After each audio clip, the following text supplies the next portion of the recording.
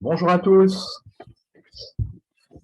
c'est l'heure de commencer. On a attendu 5 petites minutes pour que tout le monde puisse se connecter. Euh, Premièrement, bienvenue dans ce nouveau webinaire chouette sur la modulation de produits phytosanitaires.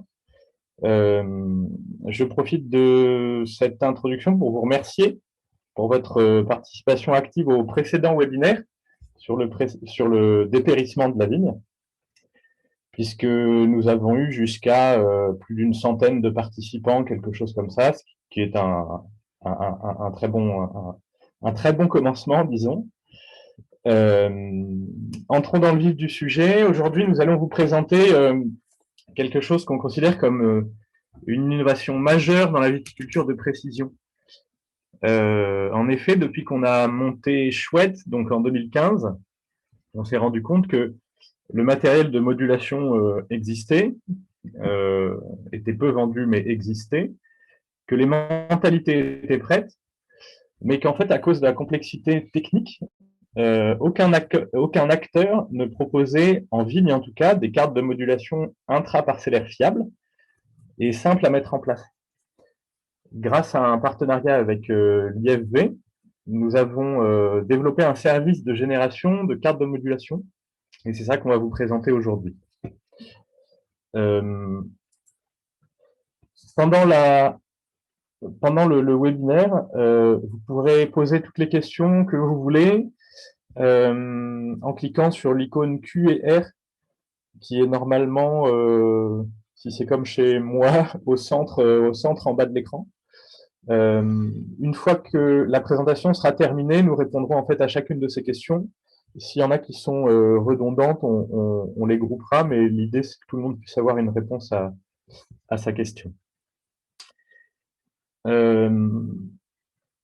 Je vais faire une petite présentation de Chouette très très succincte parce que certains d'entre vous étaient déjà là ou alors nous connaissent déjà, étaient déjà là au précédent webinaire ou le connaissent déjà. Chouette, c'est une entreprise française créée en 2015 qui totalise plus d'une centaine de clients en France. On a fait quelques excursions à l'étranger.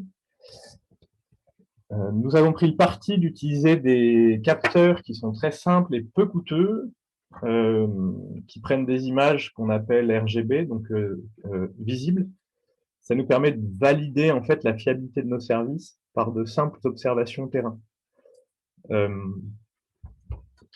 Je vais maintenant vous expliquer en 2 petites minutes nos 3 vecteurs d'acquisition.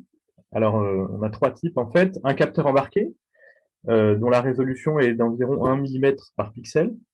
Elle permet la détection de maladies, la mesure de vigueur.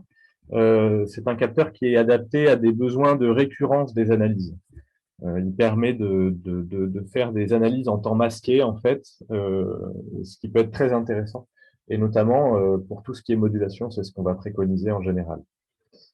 On utilise ensuite un drone, qui est un peu hybride parce qu'il permet d'avoir 2 types de précision, en quelque sorte, associés à 2 types de débit de chantier. Un vol bas, très précis, donc à faible débit de chantier, et un vol haut, un peu moins précis, qui permet quand même de produire un certain nombre d'analyses, et lui a plus fort débit de chantier. Pour les plus grandes surfaces, et notamment pour tout ce qui est prospection de flavescence dorée et autres jaunisses, disons, on peut utiliser l'avion, alors qu'il lui va aller jusqu'à 3000 hectares par jour, avec une résolution beaucoup plus faible, mais qui a néanmoins un intérêt pour certaines analyses. Le déroulement des analyses se fait en 3 étapes. D'abord, la captation des données, dont j'ai parlé là, jusqu'à il y a 1 minute, donc soit par avion, soit par capteur, soit par drone. Ensuite, l'envoi de ces données par Internet sur notre plateforme. Et suite à ça, il se passe donc un traitement, on lance un traitement automatisé par intelligence artificielle. Il y a un calcul des indicateurs qui est fait.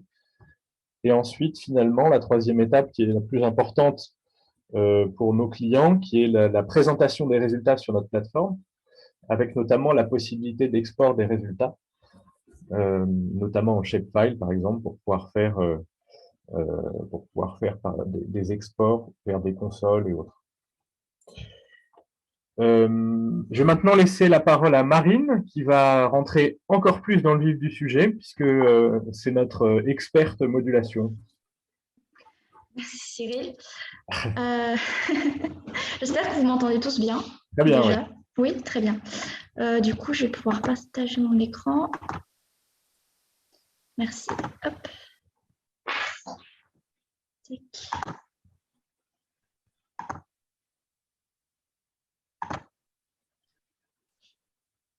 Hop. Nickel. Donc, en effet, moi, je vais vous parler un peu plus en détail de ce service de création de création de cartes de modulation. Donc, tout d'abord, ce service, il est né d'un besoin de la part des viticulteurs, notamment un besoin de faire des économies d'intrants, puisque le traitement contre le mildiou et l'oïdium, ça représente des coûts à l'hectare non négligeables, notamment lors des années comme l'année dernière, celle que l'on vient de passer, qui était particulièrement compliquée concernant le mildiou, puisque notamment, il y a un grand besoin d'avoir une protection très efficace, puisque les pertes liées au mildiou peuvent être très importantes. Par exemple, en 2021, en Champagne, elles ont pu atteindre jusqu'à 30%, donc c'est non négligeable. De plus, lors d'un passage en bio, là aussi, on peut atteindre 30% de pertes par rapport au conventionnel. Donc, il y a un grand besoin de pulvériser mieux et moins, notamment avec quelque chose qui est assez nouveau de ces dernières années, c'est les nouvelles normes environnementales qui se font de plus en plus restrictives, notamment avec le plan Ecophyto, qui a pour but de réduire ces usages de produits phytopharmaceutiques. Et lors de son lancement, il avait pour objectif de réduire de 50% d'ici 2025. Cela passe par le retrait des substances les plus préoccupantes, et notamment le glyphosate. Et pour cela, il propose notamment d'aider les agriculteurs et les viticulteurs à investir dans des agroéquipements qui permettent notamment ces traitements phytosanitaires et de les moduler en intraparcellaire. Donc, la création de ce service-là, il est né finalement d'un besoin et d'une envie aussi de la part des viticulteurs d'aller pulvériser mieux, d'aller pulvériser moins, dans le but de faire des économies et de limiter les pertes. Et pour ça, chez Chouette, on a décidé de proposer donc, des cartes de modulation. Donc, pour ce faire, il fallait pouvoir lier nos analyses en intraparcellaire, notamment les analyses de détection de taches de mildiou ou l'analyse de largeur de vigne, que je vais prendre le temps de vous présenter un peu plus en détail à la slide suivante, pour aller faire des cartes de préconisation. Et pour ça, on est passé par l'intermédiaire en fait, d'un modèle agronomique qui est Optidose par l'IFV. Et donc, ce modèle, il prend plusieurs données d'entrée. Je ne vais pas prendre le temps de toutes vous les présenter, mais notamment, il prend en données d'entrée ce qu'on appelle la pression sanitaire, qui est en fait le risque d'apparition des maladies dans les parcelles. Donc, il prend 3 valeurs différentes, faibles, moyennes et fortes. Et ça peut être on va aller le préciser, nous, avec notre analyse de sélection des taches de mildiou. Et il prend une information de développement végétatif en entrée, donc qui est de base, dans l'utilisation traditionnelle d'Optidose, l'indicateur à l'échelle de la parcelle, et que nous, on va aller pouvoir préciser en intraparcellaire avec cette information de largeur de vigne. Et Optidose, il fournit en sortie une information de pourcentage de la dose homologuée à appliquer sur la parcelle, que nous, on va pouvoir du coup aller un petit peu donner plus précisément à l'échelle intraparcellaire. Et donc, cette information de pourcentage, nous, après, dans nos cartes, on va aller le traduire en information de litrage hectare. Voilà, pour qu'il soit directement utilisable dans les consoles des pulvérisateurs. Donc maintenant, je vais vous parler un petit peu plus précisément de ces deux analyses de données intraparcellaires. Je vais commencer par l'analyse de largeur de la vigne. Donc, je vais reprendre un peu les 3 étapes que Cyril vous a présentées tout à l'heure, avec l'image la plus à gauche qui est l'image donc RGB dans le visible, ici qui a une précision de 1,8 mm par pixel, donc qui peut être pris soit par drone, soit par capteur embarqué. Donc, il y a une résolution assez précise qui nous permet après à l'IA d'atteindre ce que vous voyez au milieu de la slide, qui est en fait une analyse de l'IA, qui va pouvoir identifier ce qu'il y a sur l'image. Donc ici, en rouge, c'est la vigne saine, en bleu la terre. Et ce qui va nous intéresser, nous, donc c'est la largeur de la vigne et donc les taches de mildiou ici que vous verrez en blanc. Donc, et c'est ce qui nous permet après d'avoir ces résultats cartographiques que vous voyez ensuite à droite, présentés sur notre site internet, avec ici une carte de largeur de la vigne. Et donc maintenant, hop, voilà, une analyse, donc la carte de détection du mildiou, qui vous voyez ici, l'IA est tout à fait capable de détecter les taches de mildiou ici qu'on peut voir sur ces feuilles-là. Et donc, nous, après, on est capable de fournir des cartes de taches de mildiou, de présence de taches dans la parcelle. Donc maintenant, je vais rentrer encore plus dans le détail de la méthode de création des cartes, donc à partir des analyses que je viens de vous présenter. Donc la première étape pour créer ces cartes, c'est quoi? C'est de créer le squelette de la carte, la base, le squelette vide de la carte.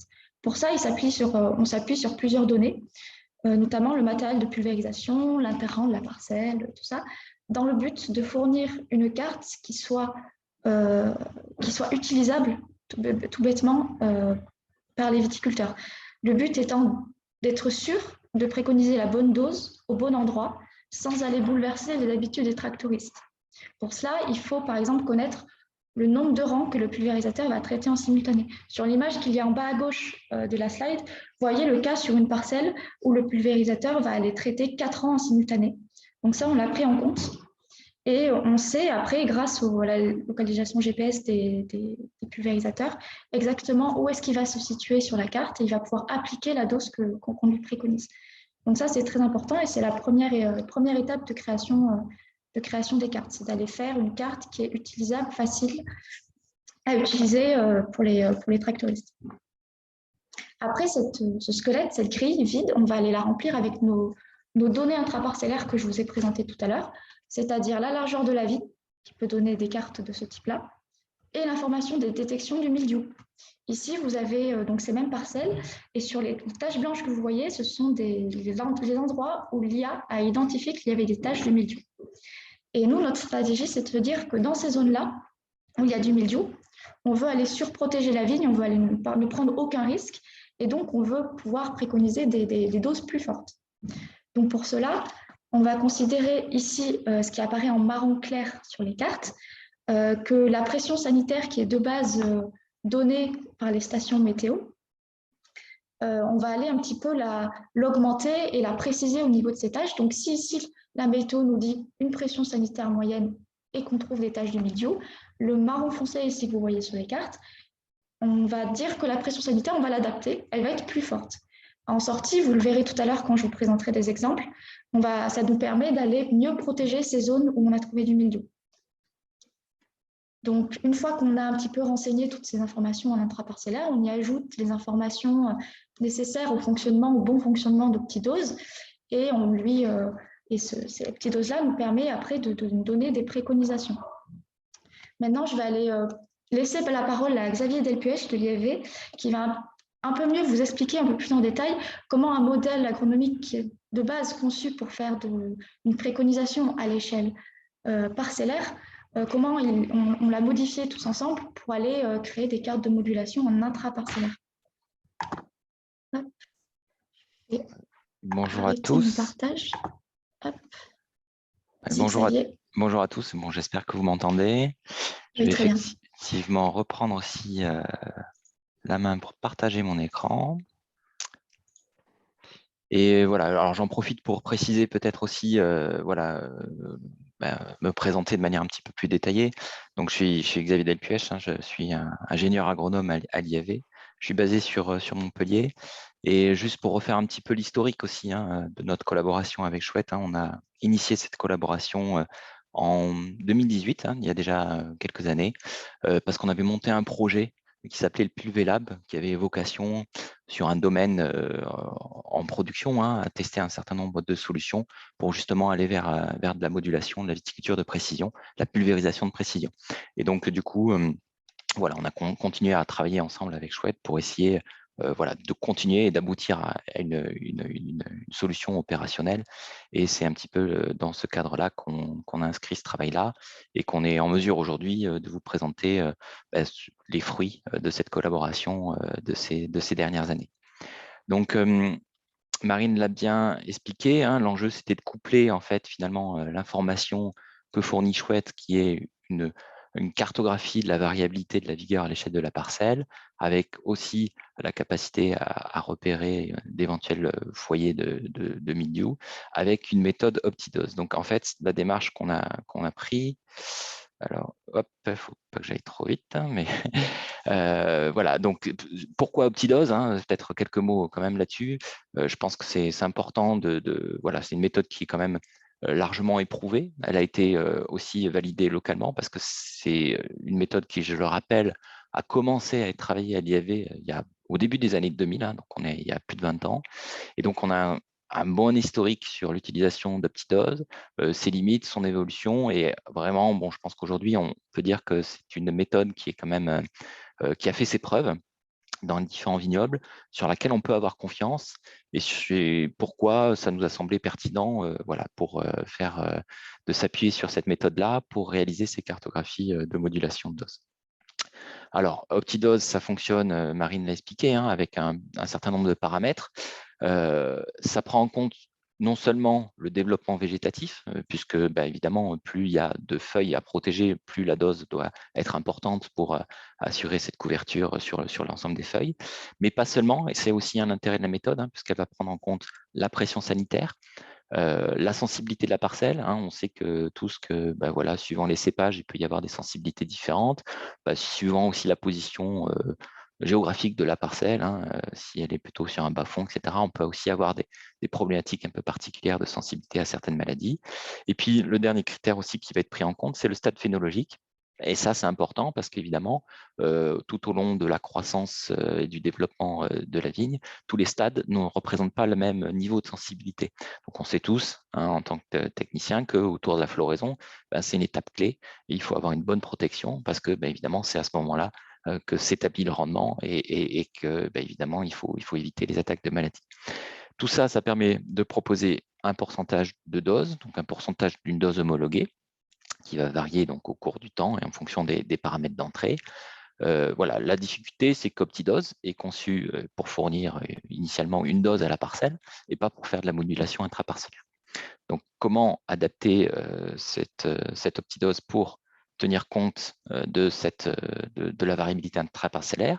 Le choix qui a été fait, c'est de s'appuyer sur Optidose pour obtenir une dose de référence sur la parcelle. Cette dose de référence, en fait, elle va être adaptée, elle va être calculée sur la zone la plus vigoureuse de la parcelle. Donc, on va identifier la zone ou les zones, les pixels hein, les plus vigoureux pour donner un petit peu de robustesse aussi à la méthode, hein, qu'on ne soit pas dépendant d'un seul pixel sur la carte. Mais on va pouvoir calculer cette dose de référence sur cette zone la plus vigoureuse. Et l'enjeu, ça va être ensuite de l'ajuster sur les zones les moins vigoureuses en intraparcellaire. Et l'idée de cet ajustement, c'est de partir sur l'objectif de conserver un dépôt surfacique de produits constants. Donc, j'explique un petit peu cette idée-là. Hein. C'est que si vous protégez, voilà, si vous avez votre dose de référence sur la zone la plus vigoureuse et que vous mettez votre produit dans cette zone-là, vous aurez, bon, je donne des chiffres un peu au hasard, mais disons 100 mg par centimètre carré de feuilles de produit. Hein, voilà. Et dans les zones les moins vigoureuses, la surface solaire étant plus faible, ben, vous allez mettre moins de produits, mais l'idée, c'est d'essayer de conserver ce dépôt surfacique constant pour garder la même efficacité, quelle que soit la zone de la parcelle et sa vigueur. Donc, alors pour faire ça, ben, ça ne s'improvise pas. Hein. L'enjeu, c'est d'arriver à essayer d'avoir un modèle hein, pour pouvoir estimer et calculer le coefficient d'ajustement de la dose pour garantir ce dépôt surfacique constant. Et ça, en fait, on l'a réalisé à partir de 2 mesures de qualité de pulvérisation au vignoble, parce qu'on a assemblé depuis des années maintenant un pool de mesures, une base de données de ces mesures-là qui est maintenant suffisant pour commencer à l'exploiter de manière un petit peu robuste dans différentes situations avec différents appareils. Et là, donc, on s'est appuyé sur cette base de données-là pour faire cette règle d'ajustement. Alors, je précise quand même qu'on l'a fait en limitant le jeu de données à des pulvérisateurs qu'on va qualifier de suffisamment efficients, hein, plutôt des face par face. Voilà, parce que ce qui est important aussi, c'est que si on s'inscrit dans une démarche de modulation de dose, il faut être en mesure d'assurer un minimum de qualité de pulvérisation, d'efficacité de la pulvérisation pour pouvoir faire une modulation de dose en toute sécurité. Donc, il y a bien ça à prendre en compte aussi, hein. On va partir sur des appareils, on va dire, qui ont une efficience minimale et qui correspondent plutôt à des face par face. Voilà. Et puis après, il peut y avoir aussi des subtilités suivant les vignobles en vigne large et en vigne étroite. On en a tenu compte. Alors, quelques illustrations, hein, pour illustrer la démarche. Donc, on a une carte proposée, enfin, issue, hein, du travail de Chouette, du passage du capteur et de l'interprétation par l'intelligence artificielle, qui nous donne une variation de la vigueur sur la parcelle. Donc là, il y a déjà eu un premier travail aussi, hein. Je ne suis pas rentré dans le détail, mais voilà, on a un indicateur en largeur. Ceux qui connaissent bien Optidose savent que l'indicateur, c'est un indicateur un petit peu plus complexe qui prend en compte à la fois la largeur de la vigne, mais aussi la hauteur de la vigne. Donc, on a fait aussi des règles d'ajustement pour avoir une approche prudentielle, hein, et pas prendre de risques. Mais à partir de cette carte-là, on est capable du coup de calculer une vigueur de référence qui va nous donner donc une dose de référence combinée, bien sûr, hein, aux autres éléments clés qui sont utilisés dans Optidose, hein, à savoir la pression sanitaire, la sensibilité et le stade phénologique, avec la notion d'interrant, hein, IR c'est pour interrant aussi, parce qu'on va aussi avoir une approche un peu différente en fonction de ce qu'on est plutôt en vignoble étroit ou en vigne large, puisqu'on a voilà, des fonctionnements un petit peu différents de ces deux types de vignobles. Et ensuite, une fois qu'on a cette dose de référence, hein, qui correspond sur ce petit graphique, je ne sais pas si vous voyez ma souris, mais voilà, à la petite croix, hein, on aurait la dose de référence ici, un niveau de vigueur de référence, et puis ensuite, on va donc extrapoler la dose qu'il faudrait mettre sur les vigueurs inférieures sur l'ensemble de la cartographie. Alors, je vais relaisser la parole à Marine pour qu'elle puisse vous présenter quelques exemples de cartes qui vont illustrer un petit peu la mise en œuvre de ce concept sur différentes situations. C'est ça. Hop, tu peux arrêter ton partage, comme ça je vais reprendre la main.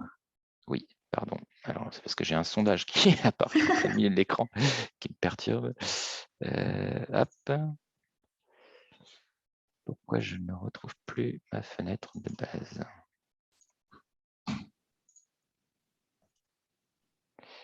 Il doit y avoir un arrêté en haut de l'écran, en rouge, je pense. Ah oui, pardon, oui, tu as raison. C'est là, Nickel. excuse-moi.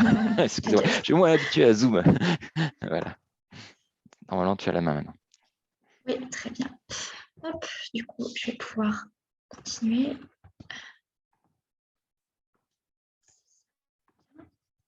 Parfait. Hop. Donc oui, comme l'a dit Xavier, je vais maintenant vous présenter quelques exemples de cartes qui ont pu être produites à partir de cette méthode-là, donc sur des données qui ont été acquises la saison dernière. Voilà. Donc le premier exemple, c'est des cartes qui ont été faites à partir de données du 22 juin. Donc ici, vous voyez à gauche les cartes de largeur de vigne et à droite, les cartes de dose, donc ici en pourcentage de la dose homologuée préconisée par la méthode.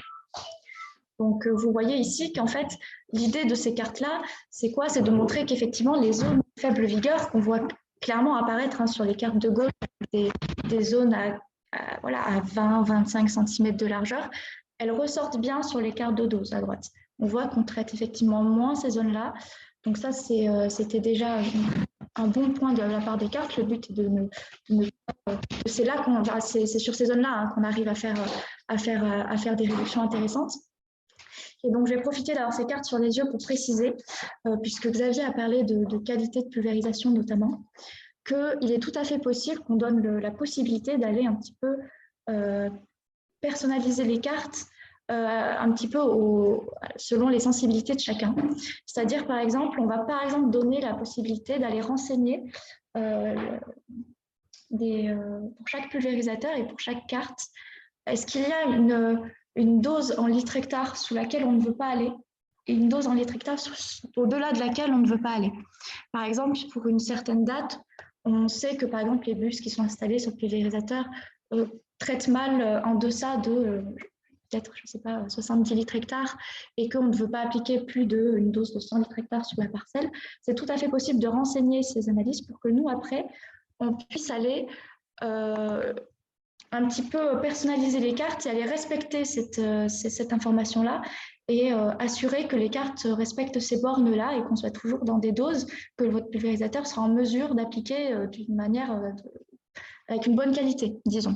Donc, les données ici que vous voyez, hein, notamment sur le tableau ici à droite, elles sont tout à fait après modifiables, personnalisables en fonction des informations que vous nous donnerez. Voilà. Les prochaines cartes, elles vont maintenant un petit peu illustrer l'effet que peut avoir l'ajustement de la pression sanitaire. Hop, voilà. Ici, on est sur une parcelle à gauche, vous voyez, où on a détecté du mildiou sur le nord de la parcelle. Donc, on va dire les stations météo et les conditions météorologiques nous disaient pression sanitaire moyenne. C'est pour ça que le bas de la parcelle est en pression sanitaire moyenne. Mais nous avons détecté du mildiou sur le nord de la parcelle. Et donc, tout le nord de la parcelle va avoir une pression sanitaire forte, puisqu'on a détecté du mildiou. Donc, on va avoir, vous voyez, un peu une parcelle coupée en deux avec un différentiel de pression. Et ça se traduit bien à droite sur la carte de dose, puisqu'on va avoir, pour les zones sous pression forte, pour une largeur de 40 cm, on va avoir une préconisation de 80% de la dose homologuée, alors que pour la même largeur, sous la pression moyenne, on va avoir 70%. Donc ça, c'est pour montrer qu'effectivement, on va effectivement mieux protéger ces zones-là. Et donc, maintenant, je vais profiter de cette carte-là pour annoncer que c'est dans l'idée toujours de personnalisation, il nous est tout à fait possible de, par exemple, dire ici, pour un viticulteur qui, par exemple, ne voudrait pas prendre de risque sur une parcelle comme celle-là et qui souhaiterait avoir seulement 2 doses sur cette parcelle, une dose forte, un peu plus forte pour le nord et une dose un peu plus faible pour le sud, il est tout à fait possible de notre part d'aller en fait créer des grandes zones pour aller dire le nord de la parcelle, il va être traité avec, ici, ça serait 90% de la dose de référence, et le sud serait traité avec 80% de la dose de référence. C'est tout à fait possible de notre part, surtout voilà, cette année, on a décidé d'avoir un suivi quand même assez proche des gens avec lesquels on va travailler sur les cartes de modulation, et c'est tout à fait possible après d'aller un petit peu personnaliser ces cartes, notamment pour ne pas prendre de risques vis-à-vis de la pulvérisation ou pour limiter le risque en présence de mildiou, par exemple. Voilà. Cette diapo-là, elle a pour but cette fois-ci de vous montrer l'effet de la sensibilité que vous a présenté Xavier tout à l'heure, c'est-à-dire est-ce qu'une parcelle est sur un endroit un peu plus sensible, a été beaucoup attaquée par le mildiou les années passées. Donc la parcelle du haut a une sensibilité forte, avec la parcelle du bas a une sensibilité moyenne. Et là aussi, ça se retranscrit sur les doses préconisées, puisque pour la même largeur, sous sensibilité forte, on va traiter à 80% et sous sensibilité moyenne à 70%. Donc ici, je vous parle en pourcentage, mais nous, quand on fournit les cartes à nos clients, on transcrit donc cette donnée de pourcentage qui vient d'Optidose en une donnée de litre-hectare, en litrage-hectare. Donc maintenant, je vais vous parler un peu plus en détail de la mise en place de cette prestation tout au long de l'année, du matériel nécessaire. Voilà, je vais rentrer un petit peu plus dans les détails un peu plus pratiques de la mise en place de cette prestation. Donc, premièrement, c'est le matériel de modulation dont vous disposez, qui va un petit peu dépendre de ce que vous serez capable ou pas de réaliser en modulation. Donc, on pense souvent que c'est peut-être un peu compliqué d'aller réaliser de la modulation, mais c'est potentiellement un peu plus facile que ce qu'on peut le penser. Évidemment, l'option 3 ici, qui est sur la ligne verte du tableau, est celle qui est la plus complète, puisque c'est le cas où vous possédez déjà un pulvérisateur équipé de vannes de régulation, de débitmètre, d'une console et d'un système DPAE. Donc ça vous permet de réaliser de la modulation intraparcellaire. Donc dans ce cas-là, on va pouvoir vous fournir des cartes comme l'exemple de gauche, avec plusieurs doses par parcelle pour réaliser de la modulation intraparcellaire. Mais il y a d'autres options, par exemple l'option 2, qui dit que, par exemple, vous n'avez pas de console de lecture de cartes de préconisation. À ce compte-là, il y a un peu de possibilité. C'est soit vous ne souhaitez pas en acheter, et à ce compte-là, la modulation à la parcelle, dans le cas où vous avez un système DPAE, est possible. À ce compte-là, on peut vous fournir des cartes, là aussi, à l'échelle parcellaire pour déjà en fait faire un premier essai et puis commencer à tester un petit peu la modulation déjà à l'échelle de la parcelle. Et sinon, il faut savoir qu'il est tout à fait possible d'aller équiper des pulvérisateurs avec des kits modulation, par exemple, qui s'achètent et qui peuvent s'ajouter sur des pulvérisateurs. Et puis évidemment, la dernière option, c'est évidemment d'acheter la pulvérisation complète avec un nouveau pulvérisateur capable de réaliser ça. Mais il est tout à fait possible de déjà soit un kit modulation seul, soit effectivement nous proposons de déjà fournir des parcellaires. Et je vais profiter de parler un peu de pratiques de pulvérisateur pour dire que par exemple sur des cartes comme ça qui sont sur plusieurs parcelles notamment, on peut vous faciliter la mise en place du traitement en vous donnant le nombre de litres à mettre dans la cuve qui sera appliqué pour cette carte-là. On connaît les litres hectares qui sont appliqués et on connaît la surface précisément de chacune de vos parcelles. Donc, on est capable de vous donner l'information du nombre de litres qu'il faudra pour faire l'application de ces cartes-là. C'est également une information qu'on peut donner. Donc maintenant, pour réaliser de la modulation, comme ça tout au long de la saison, eh bien, il faudrait un passage un peu de prise d'image avant chaque traitement. Donc ça demande quand même une grande régularité de prise d'image, notamment en saison où il peut y avoir des traitements très régulièrement, plusieurs fois par semaine. C'est pour cela, comme l'a dit Cyril au tout début, que nous, pour la modulation, la première chose qu'on préconise, c'est le capteur embarqué, parce qu'il est autonome, il est équipé sur les machines, donc on profite des passages des machines dans les parcelles. Donc c'est quelque chose qui permet une prise d'image très régulière et automatique. Et puis, ça permet de prendre des images comme l'exemple que vous avez ici en bas à gauche, donc très précises, qui permettent la détection du milieu. Donc, c'est le moyen qui permet de faire des cartes de modulation sur de grandes surfaces également et dans des conditions un peu optimales. Donc, l'image de droite, elle vous montre une installation de capteur sur un pulvérisateur. Il y a un portique et les deux caméras, ce sont les petits boîtiers blancs ici, vous voyez, au-dessus des rangs. Mais il est tout à fait possible dans des cas un petit peu particuliers. Par exemple, si vous souhaitez réaliser la modulation sur un petit nombre d'hectares ou si finalement la détection du mildiou, ça ne vous intéresse pas forcément, mais que vous voulez déjà faire des cartes de modulation qui dépendent de la vigueur de la vigne, des vols de drones sont possibles. Mais voilà, ils ont chacun un petit peu leur désavantage. Le drone en vol bas qui permet d'avoir la largeur de la vigne plus l'analyse du milieu. Et bien, comme l'a dit Cyril, c'est des temps de vol qui sont un peu longs. Donc, au-dessus de 30 hectares, au-dessus de 30 hectares, on ne va pas trop le conseiller parce que ça va être assez long. Et le drone vol haut, il ne pourra pas permettre l'analyse du mildiou parce que la résolution n'est pas assez précise pour détecter le mildiou. Mais il permet tout de même de réaliser des cartes de modulation intraparcellaire qui dépendent de la largeur de la vigne.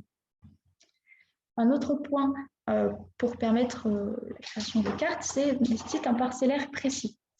Et donc, notamment pour réaliser le squelette de la carte dont je vous parlais tout à l'heure, qui nécessite une grande précision.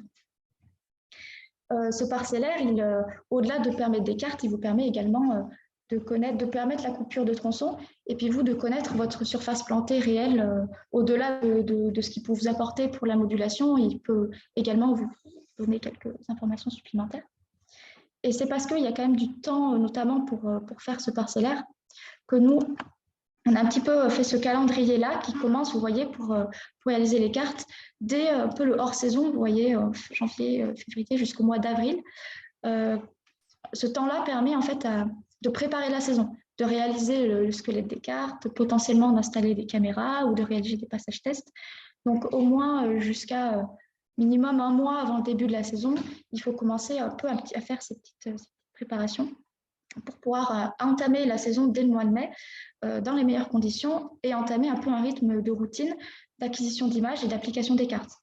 Ici, vous avez un petit peu un cycle qui est expliqué avec dans un premier temps l'acquisition des images qui peut se faire sur plusieurs jours, avec en parallèle la préparation des cartes pour pouvoir appliquer les images le jour J et effectivement en profiter pour acquérir de nouvelles images pour la carte suivante.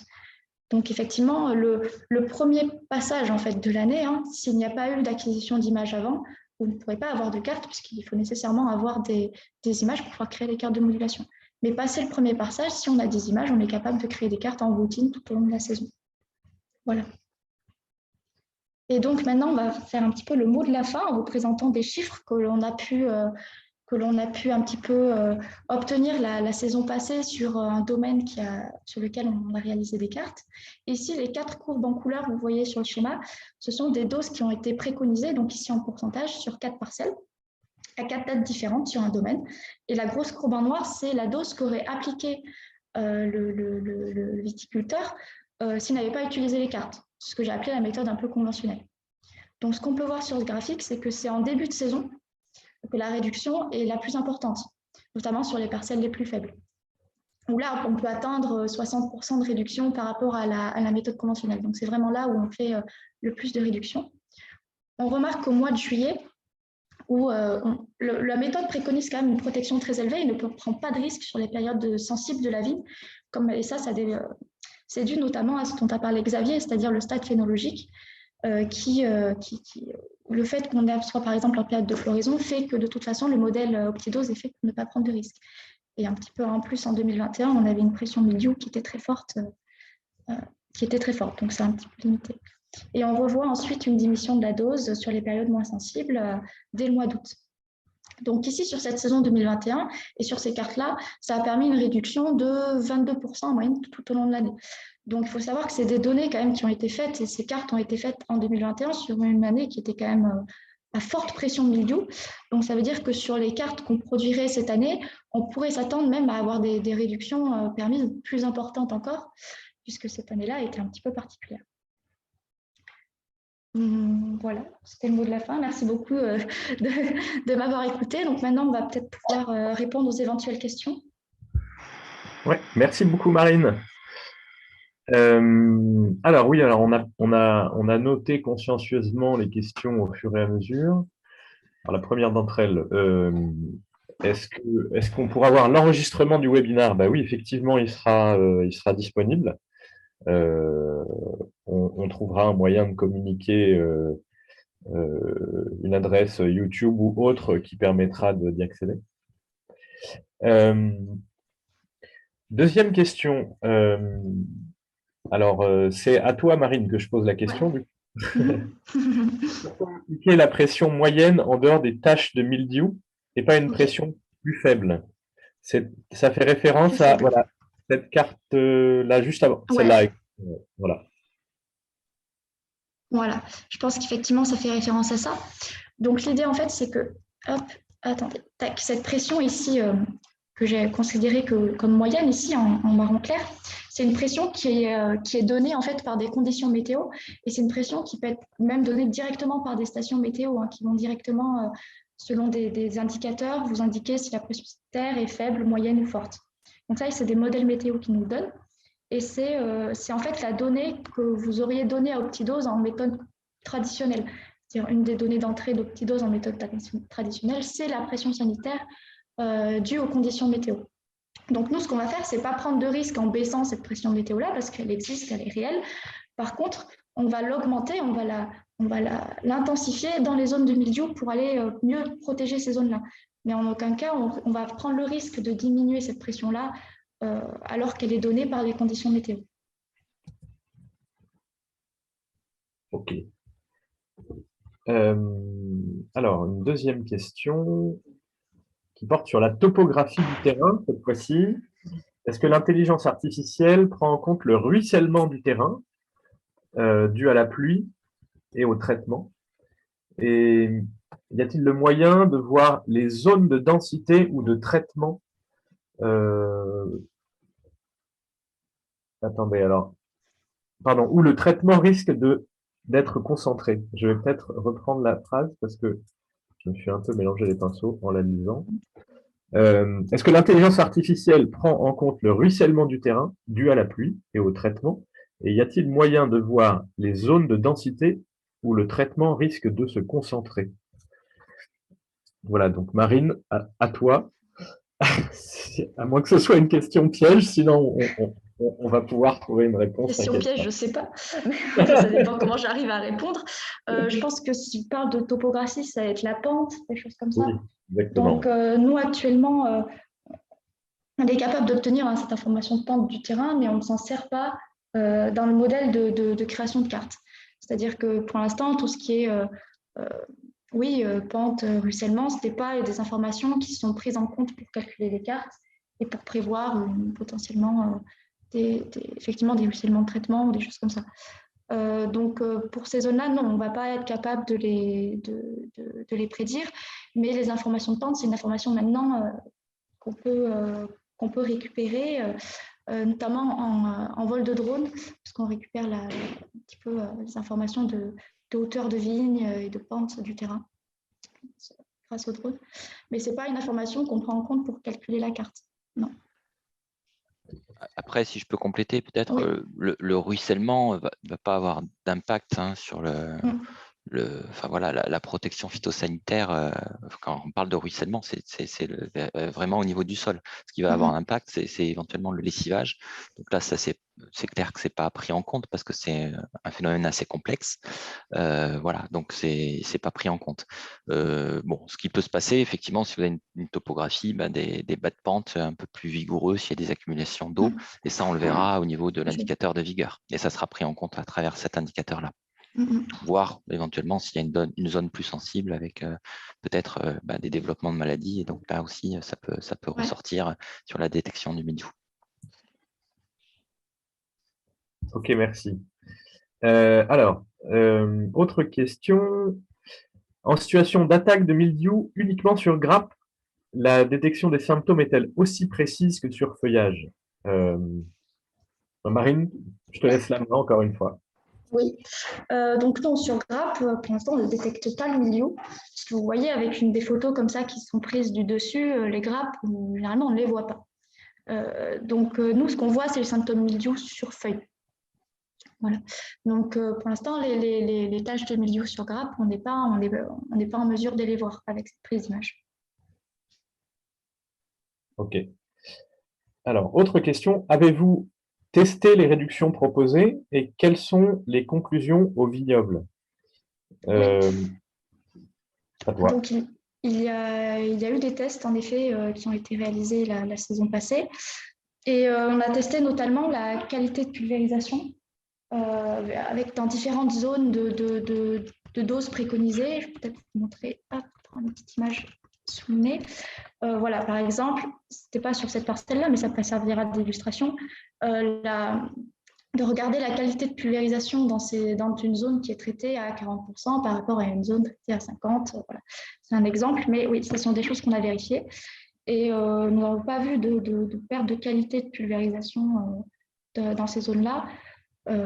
Voilà, ce n'est pas quelque chose qui a été repéré. Il n'y a pas eu de dose, par exemple, de perte de rendement dans des zones où on n'aurait pas du tout utilisé des cartes. Il n'y a pas eu de différentiel comme ça. Voilà, donc c'était plutôt positif parce que c'était des zones où c'est des cartes qui nous ont permis de réduire la dose sans avoir de prise de risque vis-à-vis de l'apparition du mildiou, même si c'est vrai que la saison passée, vu la pression de mildiou, c'était pas quelque chose qu'on peut. Les cartes ne pouvaient pas arrêter l'apparition du mildiou sur une saison comme 2021. C'était quelque chose de trop fort. Par contre, cette information-là de présence du mildiou sur une année comme 2021, elle permet plusieurs choses, et notamment de le détecter assez tôt. Avec une prise d'image comme ça régulière tout au long de la saison, repérer une apparition du mildiou très tôt, ça permet des fois de changer de stratégie pour limiter un petit peu les risques, limiter potentiellement un peu les risques. Donc voilà, ça c'est possible. Mais la saison passée, on n'a pas vu de conséquences particulières sur les parcelles où on avait utilisé les cartes. Voilà. Après, juste pour compléter, bon, c'est vrai que c'est une approche nouvelle aussi, c'est des méthodologies toutes récentes. Donc, bon, clairement, c'est sûr qu'on manque encore peut-être un peu de recul pour tenir compte de la diversité des situations et des vignobles, parce que tous les vignobles ne sont pas identiques. Ils vont avoir des caractéristiques différentes, des habitudes différentes, des appareils différents. Donc voilà, c'est sûr qu'en fonction des différents vignobles, il y a sans doute des ajustements qui seront à faire et qui seront à réfléchir en fonction des habitudes et des contextes et des contraintes locales. Voilà. Effectivement. Et d'ailleurs, ça permet d'envoyer sur la question juste suivante, qui est y a-t-il une limite de la méthode sur les vignobles enherbés? Sur les vignobles enherbés? Ouais. Alors, pas en particulier parce que, je vais revenir au début, parce que une prise d'image si précise, on n'est pas ici en satellite, On est sur une prise d'image vous voyez, avec haute résolution. Et donc, on est tout à fait capable de distinguer de l'herbe de la vigne. C'est-à-dire que comparé à un satellite où, par exemple, une mesure d'NDVI va être faite avec une résolution de 10 mètres sur 10 mètres, où effectivement, dans des conditions d'enherbement, ça va pouvoir beaucoup varier. Ici, l'intelligence artificielle, ça se voit très bien ici. C'est-à-dire qu'en rouge, vous voyez, c'est la vigne, et en vert, c'est de l'herbe. Vous voyez que lors de notre calcul de largeur de vigne, qui est la donnée qui va nous servir à faire des cartes après, hein, à estimer la vigueur de la vigne, on va vraiment ne pas prendre en compte l'herbe. C'est-à-dire qu'on va vraiment calculer une vigueur, une largeur de vigne qui est tout à fait indépendante des conditions d'enherbement. Voilà. Donc ça ne change absolument rien. Merci. Alors, il y a un certain nombre d'autres questions ensuite qui sont liées au prix de la méthode, et donc celle-là, on y répond personne par personne, disons. Les questions d'après. Alors, existe-t-il des freins techniques à la prise d'image de la vigne, pluie, feuillage important, etc. Alors, je dirais que ça dépend déjà du vecteur utilisé. Faire voler un drone sous pluie, c'est pas extraordinaire. Mais sinon, en termes de feuillage, par exemple, je ne sais pas si vous parlez de présence d'arbres sur les côtés des vignes ou de la vigueur de la vigne qui pourrait être particulière, je ne sais pas. Mais en tout cas, pour le passage des capteurs embarqués, par exemple, ça va dépendre des passages complètement de la machine dans la parcelle. Les seules contraintes qu'on a eues pour l'instant l'année passée sur le capteur embarqué et sur la prise d'image, c'est potentiellement quand les traitements se font la nuit, où là, il faut un peu réfléchir à si on peut, voilà, c'est des conditions un petit peu particulières pour une prise d'image. Mais sinon, c'est à partir du moment où il y a un vol de drone ou un passage dans la parcelle par un tracteur, dans le cas des capteurs embarqués, on est capable d'avoir des images. Ok, merci. Une autre question. L'intelligence artificielle prend-elle en compte l'historique de la pression maladie de la parcelle? L'intelligence artificielle, non. C'est-à-dire que l'intelligence artificielle, elle analyse ce qu'il y a sur l'image. Voilà. Est-ce qu'elle voit du milieu? Est-ce qu'elle voit quelconque autre maladie? Ou est-ce qu'elle voit la vigne? Voilà. C'est ça qu'elle fait, l'intelligence artificielle. Après, pour ce qui est la prise en compte de la sensibilité de la parcelle, de la pression sanitaire, ça, c'est des paramètres qui sont ajoutés après dans des algorithmes que nous, on prend en compte quand en vous demandant des informations qui seront renseignées sur notre plateforme ou des choses comme ça, ce qui nous permet de prendre en compte ces informations. Mais ce n'est pas l'intelligence artificielle en elle-même qui fait ça. Par contre, ce sont effectivement des informations qui sont importantes. Peut-être une tâche de mildiou sur une parcelle avec une sensibilité forte par rapport à une parcelle avec une sensibilité faible, ça va se transcrire différemment après dans la carte de modulation. Oui, juste pour compléter, juste Marine, hein, mais tu l'as bien expliqué, hein, mais effectivement, l'historique de la parcelle, dans l'approche Optidose, elle est prise en compte en définissant le niveau de sensibilité de la parcelle. On va dire que si c'est une parcelle sur laquelle on a régulièrement des attaques de maladies, une sensibilité particulière, on va lui donner une sensibilité plus forte, et comme ça, on va tenir compte de cet historique-là à travers ce paramètre-là, et ça va permettre d'ajuster une dose de manière évidemment un peu supérieure à une parcelle qui serait pas ou moins sensible.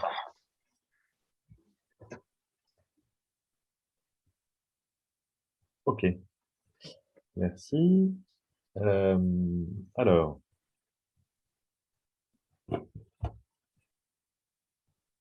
prenez-vous en compte lors de vos analyses de cartes les résistances connues de certains fongicides?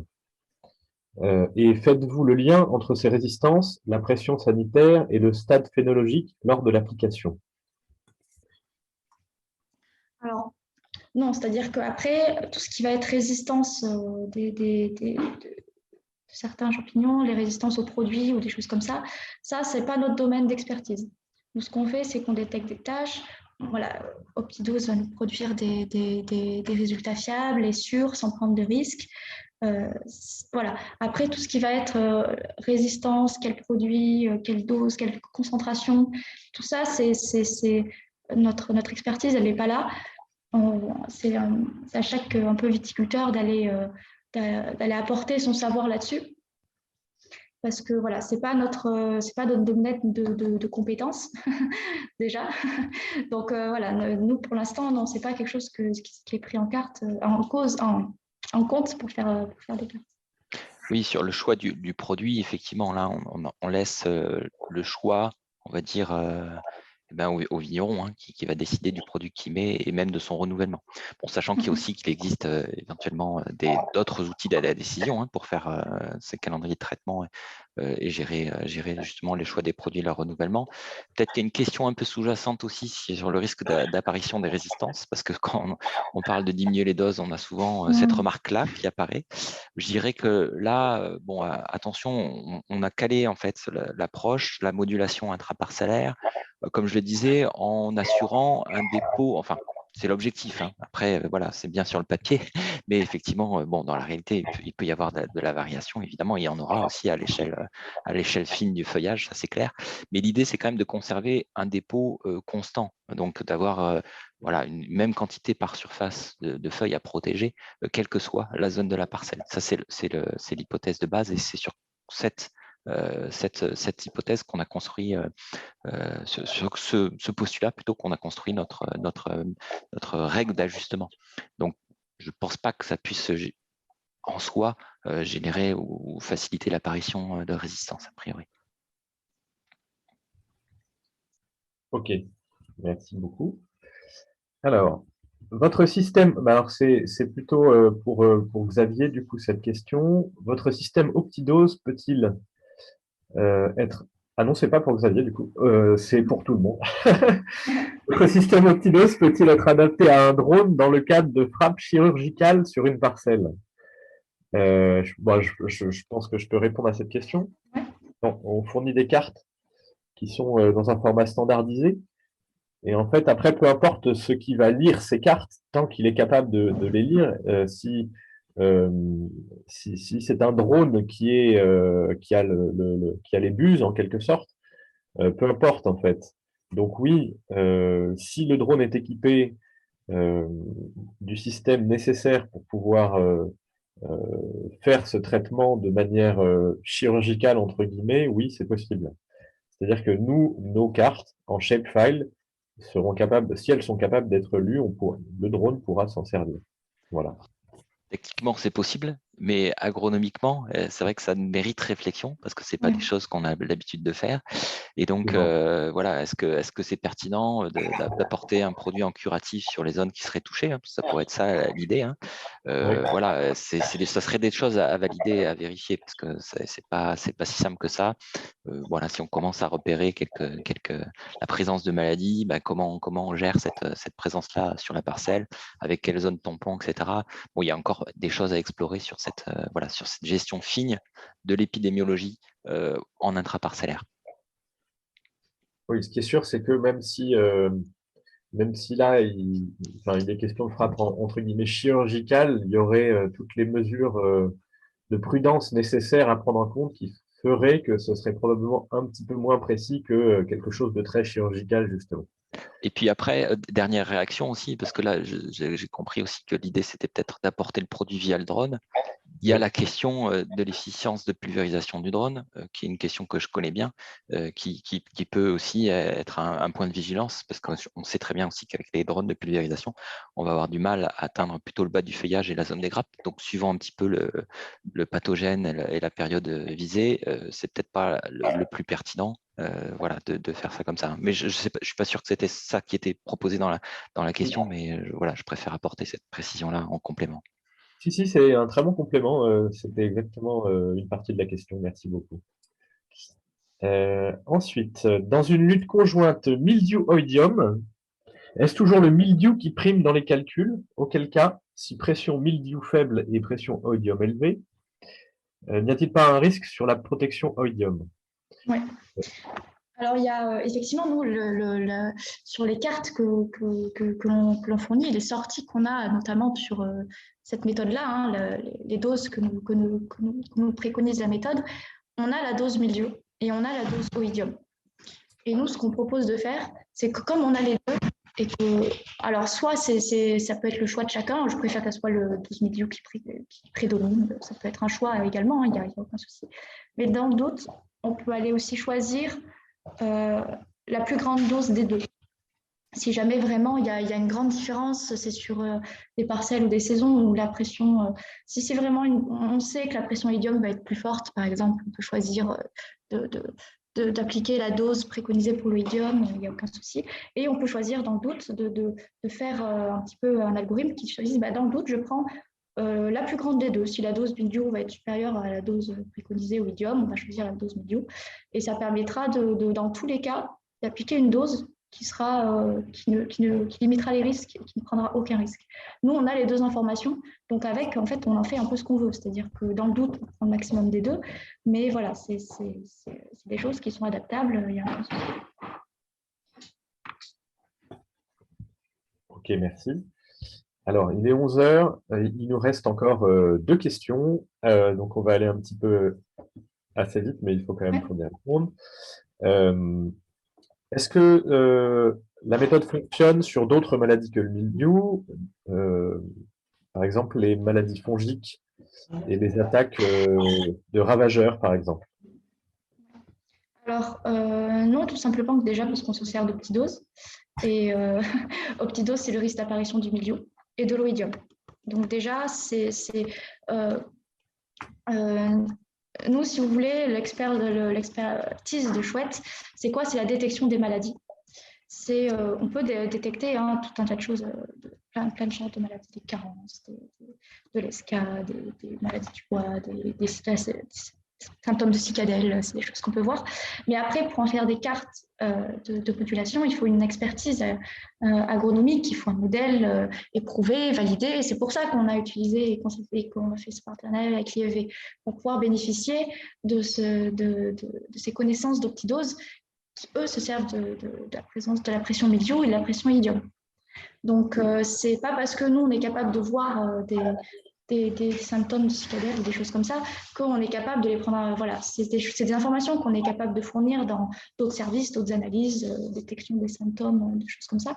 Mais pour la création ici de cartes de modulation de produits phytosanitaires, c'est le mildiou et le idiome.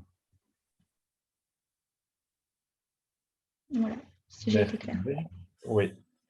Alors, dernière question, et pas des moindres. Mettez-vous en place tout le kit complet de modulation, y compris pulvérisateur clé en main. Je peux y répondre? Ouais. Alors, aujourd'hui, on a un certain nombre de partenaires avec lesquels on peut mettre en contact ou gérer cette mise en place pour nos clients. Ceci dit, il y a un nombre énorme de cas possibles au niveau de la mise en place, au niveau du pulvérisateur, au niveau de tout un tas de paramètres. Donc oui, on peut mettre en place un kit technique complet, entre guillemets, modulation, mais qui sera donc au cas par cas, en fait, à voir avec chacun de nos clients. Voilà. C'est-à-dire qu'on ne propose pas un prix catalogue sur une mise en place clé en main. Nous, on propose un capteur embarqué, éventuellement, ou des analyses par drone. On va proposer la mise en place, si c'est le capteur embarqué, on va proposer cette mise en place sur le matériel existant de notre client. Et par la suite, on va proposer, enfin, on va produire les analyses et fournir les cartes de modulation qui seront donc compatibles avec le matériel du client. Ça, c'est notre prestation de base, entre guillemets. Ensuite, on peut aller un petit peu plus loin si besoin, mais ça nous demande une discussion un petit peu plus précise que d'appliquer un catalogue. Voilà.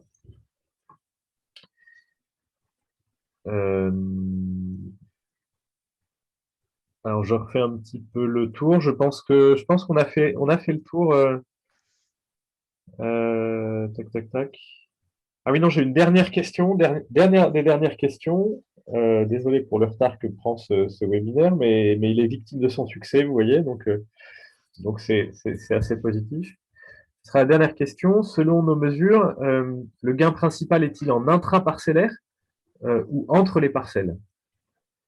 Alors, celle-là, Marine, je te la laisse. C'est une bonne question. C'est une bonne question parce que les deux, je ne sais pas exactement lequel est le plus important, mais le fait est, c'est que les deux se notent et les deux se voient. Sur des domaines entiers où on a fait des cartes sur une dizaine de parcelles à une même date, on était capable de voir des différences de préconisation de 10 à 20% entre une parcelle à forte vigueur et sensibilité forte et une parcelle à faible vigueur et sensibilité faible. Donc, rien que ça justifie déjà potentiellement l'utilisation des cartes à l'échelle parcellaire. C'est-à-dire que déjà, en fait, ça se voit déjà même sur cet exemple. Ici, on avait des parcelles, si ma mémoire est bonne, à sensibilité forte, là où la dose recommandée est celle en bleu, sensibilité faible ailleurs. Et après, c'est des histoires de vigueur, de largeur de vigne, comme ça. Donc déjà, effectivement, à l'échelle parcellaire, en fait, au-delà de l'intraparcellaire, on a des différences qui sont intéressantes et qui justifient potentiellement cette modulation déjà à la parcelle qu'on peut proposer en cas de besoin. Après, on a comme finalement, ça se voit assez bien comme ça sur ces cartes-là.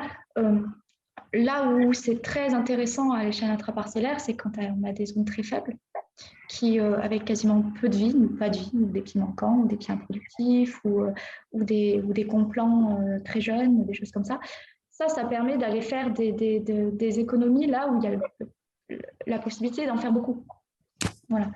Donc, c'est là que ça se voit beaucoup. Et puis, sur la protection du milieu, voilà, sur la présence du milieu en intraparcellaire, ça permet également de bien moduler en intraparcellaire. Ça permet de grandes différences. Ouais. Donc, je dirais les deux. Voilà.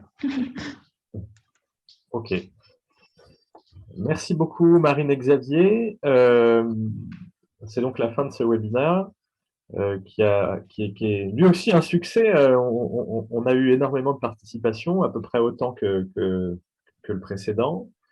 On aimerait vous donner rendez-vous mi-mars, enfin disons dans la première quinzaine de mars, pour un autre webinaire qui lui sera encore plus appliqué puisqu'il s'agira de vous présenter vraiment techniquement nos outils, donc notre plateforme qu'on appelle View, que certains d'entre vous connaissent parce que dans notre auditoire aujourd'hui, il y a un certain nombre de nos clients que j'en profite pour remercier.